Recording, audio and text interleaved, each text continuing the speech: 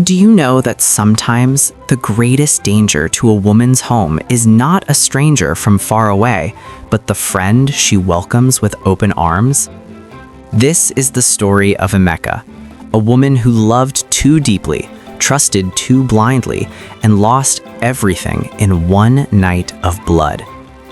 Before I continue, remember, some doors once opened can never be closed again. Listen and be careful who you call best friend. In the heart of Lagos, where cars scream and hawkers sing their prices, where the sun hits the zinc roofs till they glow, lived a woman named Chiamaka. People called her Mama Kene in the neighborhood, but her real name was Chiamaka, a strong woman with sharp eyes and a soft heart. She lived with her husband, Kene, a charming man who could smile trouble away, and their little daughter, Adaze.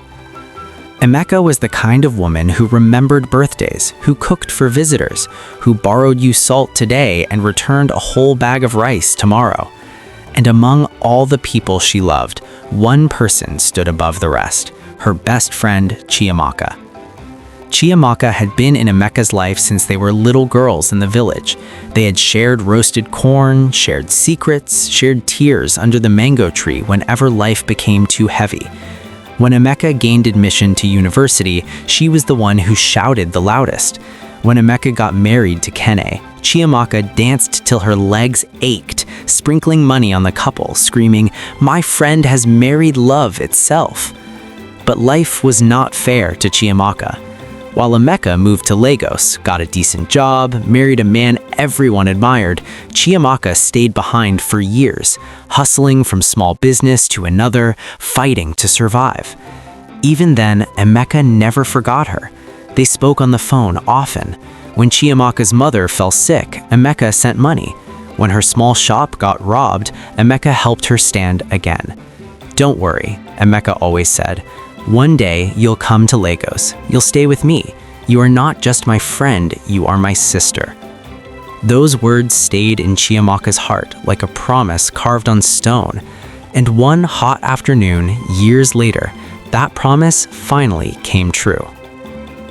It was a Saturday in Lagos, the kind of day when the heat feels personal. Chiamaka was in the kitchen, turning a pot of jollof rice when her phone rang. She wiped her hand on her wrapper and pressed it to her ear. "Hello?"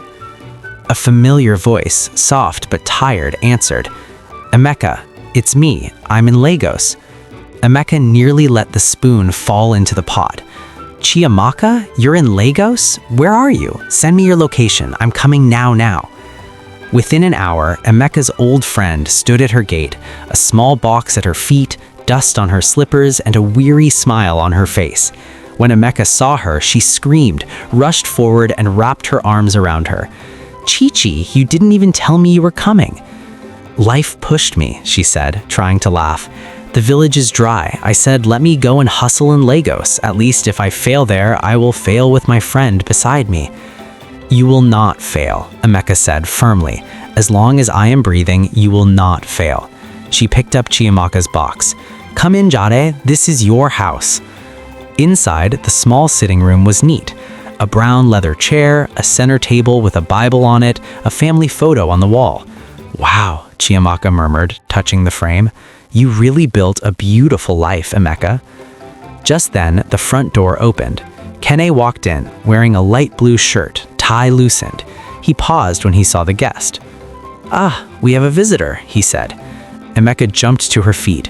"My husband, welcome. This is her. This is Chiamaka, the one I told you about since university days." Kene's face lit up. "Ha, Chiamaka the famous. So you are the one that has been stealing my wife's heart all these years." They laughed. Kene shook her hand warmly, eyes scanning her briefly, her small waist, the way her wrapper clung to her hips. "You're welcome," he said.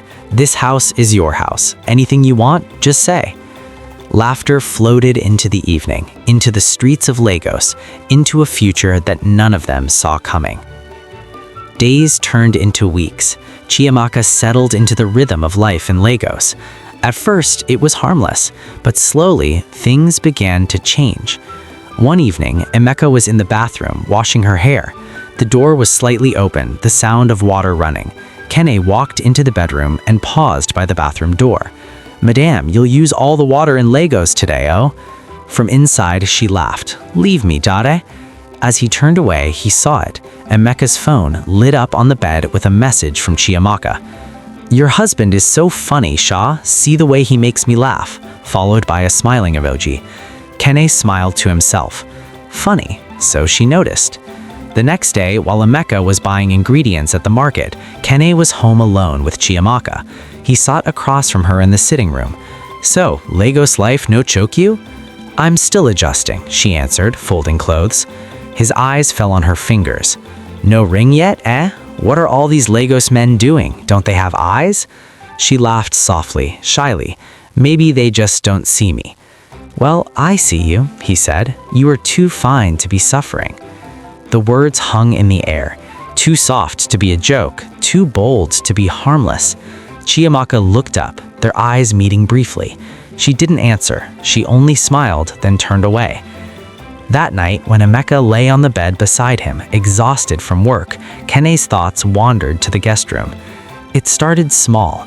A longer look here, a lingering comment there. "Chiamaka, this your gown fits you, oh," he'd say sometimes. When Emeka passed, he would switch back to being the caring husband. But Emeka was not a foolish woman. She had eyes, she had instincts, and a woman's heart is a drum that beats louder when danger is close. Emeka first noticed it in the kitchen. She was washing plates when she heard laughter in the sitting room. Kene's voice, Chiamaka's voice, too loud, too free.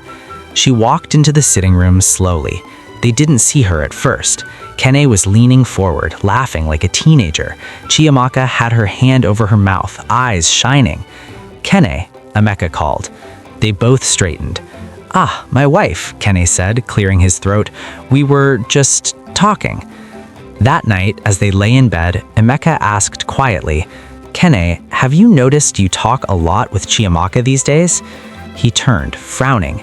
"Is that a problem? She's your friend. Should I be frowning my face at her?" "That's not what I'm saying," she replied. "I just feel you should set some boundaries." He scoffed. "Emeka, must you turn everything to fight? This is why I don't like small talk at night. I'm tired." He turned his back to her. Days passed. The tension grew. One afternoon, Emeka came home early from work because she wasn't feeling well. As she opened the door quietly, she heard hushed voices inside. She stepped in. Kene and Chiamaka were on the sofa, sitting too close. Kene's hand rested lightly on her arm. The moment they saw Emeka, they jumped apart. "You're back early," Kene said quickly. Emeka's eyes narrowed. "Yes, I told you my head was aching." Later, Emeka called her friend aside in the kitchen. "Chiamaka," she began, voice shaking slightly, "I want to talk to you as a sister. I've noticed the closeness between you and Kene. It makes me uncomfortable." Chiamaka's eyes widened. "Emeka, you think I'm trying to take your husband?" "I didn't say that," she replied softly. "I'm just saying, respect my marriage. Create some distance, please." Silence. Finally, Chiamaka forced a small laugh. "No problem. If that is what you want, I will respect myself." But something in her tone felt wrong, hard, cold. Weeks later, one night, Emeka came home late and heard low voices from the backyard. She moved quietly. Around the corner, she saw them. Kene, standing close to Chiamaka, his hand cupping her chin. He leaned in. Their lips brushed. Something inside Emeka snapped. "Kene!" Her scream tore the air like thunder. They jerked apart. Before Kene could speak, Emeka's palm struck his cheek with a sound that echoed off the walls. "Is this what you used my kindness for?" Emeka cried. "I brought you into my home, and you open your legs for my husband?" "It's not like that," Chiamaka stammered. "Keep quiet," Emeka shouted. "Pack your things tonight, now. Leave my house." "Emeka, please," Chiamaka begged. "Where will I go? Leave my house. If I see you here by tomorrow morning, I will drag you by your hair and throw you on the street myself." Kene glared at his wife. "You are wicked," he spat. "You pushed her into my arms with your constant suspicion." By morning, Chiamaka was gone, or so Emeka thought. Days after Chiamaka left, Kene grew distant. He stopped eating Emeka's food. One afternoon, Kene walked in, dressed sharply. "Where are you going?" she asked.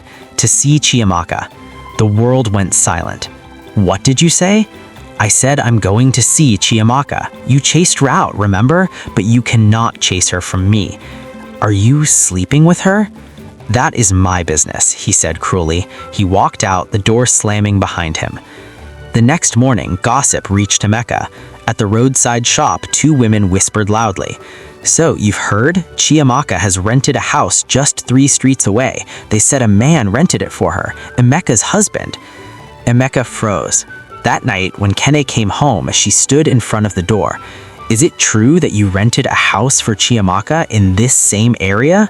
"So what if I did?" he replied slowly. "I warned you, Chiamaka. You chased her out. Now I've given her—" "So what if I did?" he replied slowly.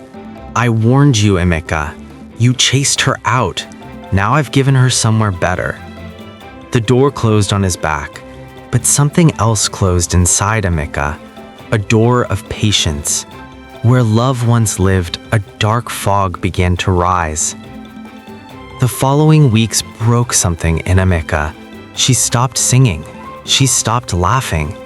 One day, she walked past the house discreetly. There it was, the blue gate. Through the slightly open curtain, she saw a shadow move. In that instant, every memory of her life with Chiamaka played behind her eyes. That evening, while Kene bathed, his phone rang on the bed. Chiamaka looked up the screen. Chichi, heart. She opened the message. "I miss you already. Your wife is a witch. Don't let her control you. You are mine now." Chiamaka dropped the phone as if it had burned her. Inside the bathroom, the water kept running. Something inside her shifted, snapped, settled into a new shape, a shape made of darkness. 2 days later, Chiamaka dressed carefully. In the kitchen, she picked up a long silver knife and wrapped it in an old scarf. She slipped it into her bag. "God," she whispered, "if this is wrong, stop me now." Silence. She walked to the blue gate and knocked softly. Chiamaka opened the door, shocked. "Chiamaka." "My sister," Chiamaka said softly, forcing a smile. "Won't you invite me in?" Inside, the house was neat. A faint smell of Kene's cologne lingered. "So this is where you stay now," Chiamaka said. "Yes, God has been faithful. He sent help." "God?" Chiamaka repeated. "Is it God that sent you another woman's husband?" "He told me he's tired of you," Chiamaka snapped, her fear turning to arrogance. "He said you were loud. He said I give him peace." The words sliced through Chiamaka. "You give him peace," she repeated slowly. "You, the woman who sleeps with her friend's husband, gives him peace." Her hand moved to her bag. Chiamaka drew out the knife. Chiamaka's eyes bulged. "Chiamaka, what are you doing? You took my trust. You took my sister. You took the one person I thought would never betray me." "Put the knife down," Chiamaka whispered. "Can you give me back my marriage?" Chiamaka asked. She lunged. The first stab hit Chiamaka's side. She screamed, "Chiamaka!" The second stab caught her shoulder. Blood splashed on the neat curtains. Chiamaka's mind was gone, consumed by a red haze. "For my trust!" she stabbed. "For my marriage!" she stabbed. By the time the blade slowed, Chiamaka was on the floor. Silence fell. Chiamaka stood there, chest heaving, blood on her hands. Then panic seized her. "You will go to prison. Your daughter will grow without a mother." Slowly, a terrible idea formed. She wiped her tears with bloody fingers. Her eyes now held only one thing: survival. Chiamaka moved with cold purpose. She closed the curtains. She locked the door. She did not scream for help. Instead, she turned her friend, her sister, into pieces of a problem she believed she had to solve. By the time she was done, the house was eerily calm again. The knife was washed. Her bloody dress was burned. At home, her daughter ran to her. "Mummy, where did you go?" Chiamaka forced a smile. "I just went to settle something, my dear. It's done now." That night, when Kene returned, she watched him quietly. He didn't know. He did not know that the woman he had betrayed his wife with would never open her door again. Beside him, Chiamaka lay awake, eyes open in the dark. Inside her, a war raged. Guilt, relief, fear, and a strange, cold satisfaction. And so, this is where we leave Chiamaka. A wife's love turned to rage, and a friend who became her own worst nightmare. My dear listener, this is not just a story of betrayal. It is a warning. Be careful who you bring into your home. Set boundaries. But above all, when pain comes, do not let darkness guide your hands. Because one moment of madness can destroy a lifetime of memories and turn a loving heart into a silent graveyard. If you want part 2, where karma comes knocking on Chiamaka's door, let me know in the comments. Until then, guard your home, guard your heart, and remember, not every friend is sent by God. Finally, don't forget to like and subscribe to City Stories for more stories.